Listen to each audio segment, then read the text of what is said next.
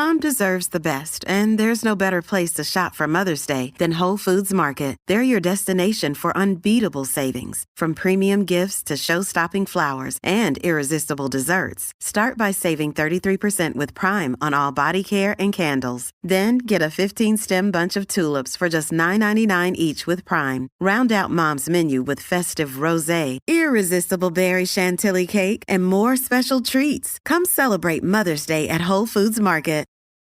It's only a kick, a jump, a block. It's only a serve. It's only a tackle, a run. It's only for the fans. After all, it's only pressure. You got this. Adidas.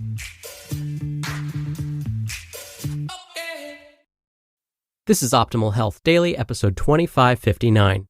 Get your mind right and your physique will follow, by Jill Coleman of JillFit.com. And I'm your host, Dr. Neil.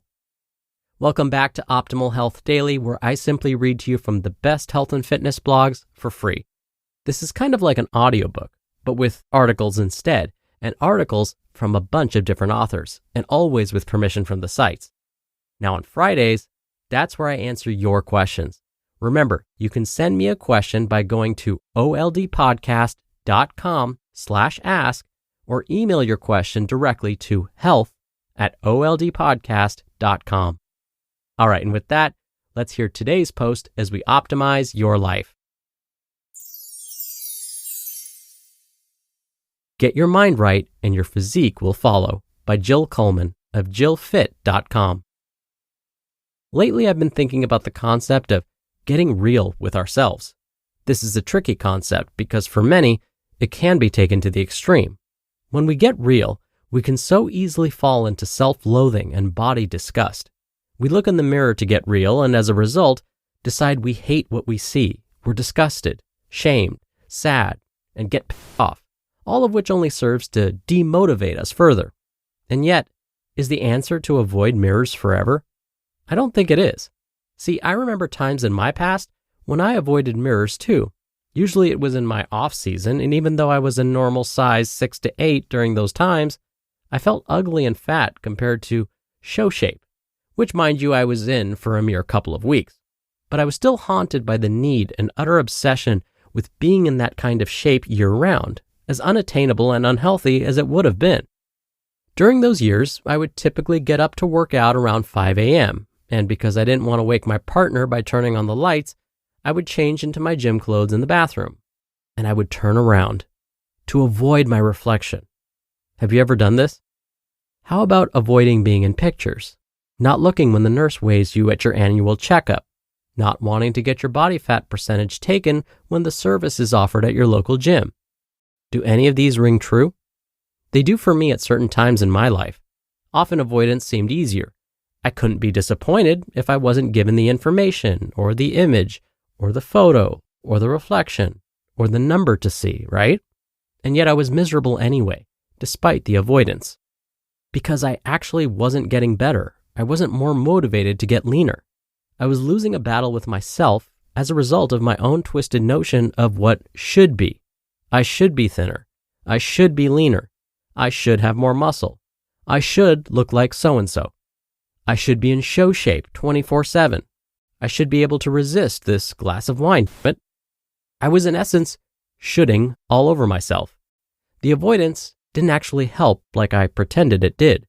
So in the last few months, I've been thinking about how to effectively toe the line between getting real and also not spiraling into self-disgust.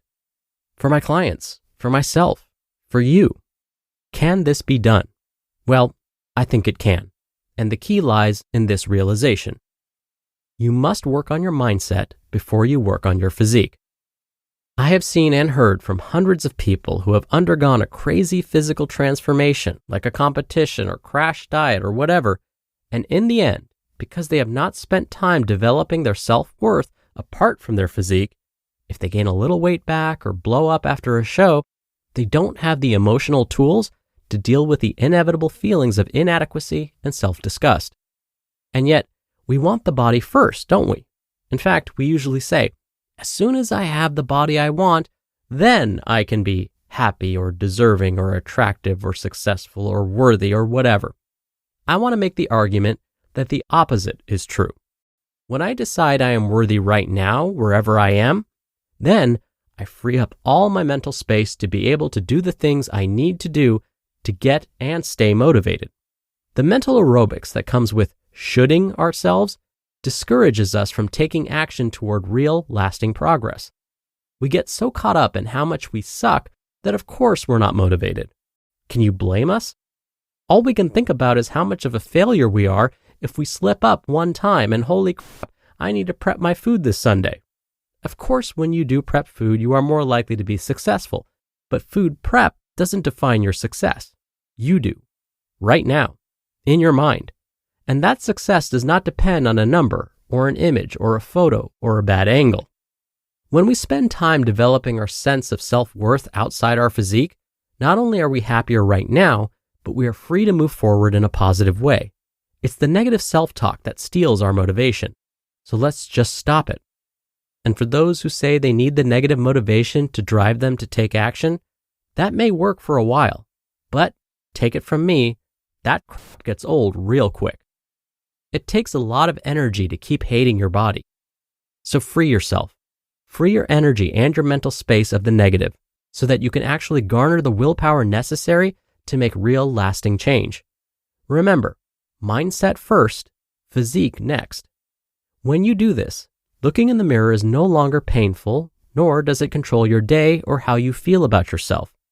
You can be more objective, clinical. You can get real without getting upset. You don't have to be thin to be worthy, and you don't have to lose 10 more pounds to be happy. The concepts are no longer linked once you spend time working on your mind. Here are some of my favorite ways to develop self-worth apart from your body fat percentage. Develop other skills and interests like blogging or start a small business of your own. Write, read, spend time with family and friends, volunteer, go back to school, or even just take a class in something you're interested in, like cooking. Focus on being an amazing person. Go hiking. Focus on non-physique related activities like triathlons, a 5K, or an adventure race. Good luck. I'm here for you and support you 100% wherever you are. You just listened to the post titled, Get Your Mind Right and Your Physique Will Follow by Jill Coleman of JillFit.com. And I'll be right back with my commentary. We're driven by the search for better, but when it comes to hiring, the best way to search for a candidate isn't to search at all. Don't search, match with Indeed.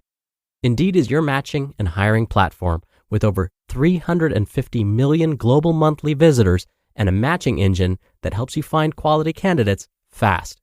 Ditch the busy work. Use Indeed for scheduling, screening, and messaging. 93% of employers agree Indeed delivers the highest quality matches compared to other job sites. One of the things I love about Indeed is that it filters out incompatible applicants. So when you're hiring, the process is much faster, and you only have to consider applicants that are already likely to be a great fit. And listeners of this show will get a $75 sponsored job credit to get your jobs more visibility at Indeed.com/health. Just go to Indeed.com/health right now and support our show by saying you heard about Indeed on this podcast. Indeed.com/health. Terms and conditions apply. Need to hire? You need Indeed. This episode is brought to you by La Quinta by Wyndham. Your work can take you all over the place, like Texas. You've never been, but it's going to be great because you're staying at La Quinta by Wyndham. Their free Bright Side breakfast will give you energy for the day ahead. And after, you can unwind using their free high-speed Wi-Fi. Tonight, La Quinta. Tomorrow, you shine. Book your stay today at LQ.com. Dr. Neil here for my commentary. Today's author, Jill, said something that I want to repeat. Jill said that we often tell ourselves that as soon as we have the body we want, only then can we feel happy or deserving or attractive or successful or worthy. But is that really true? Let's think about it this way. What happens when you do reach your goal of having the body you want? Will that happiness or sense of attractiveness or feelings of worthiness now last forever now that we have this body? What happens if we start to gain some weight back? Are we no longer attractive? Should we go back to being unhappy? I hope that helps us realize that reaching a goal size or shape isn't the end of the journey. It's just one stop on the journey. Because once we've reached that goal, it means we probably should maintain those habits for a lifetime.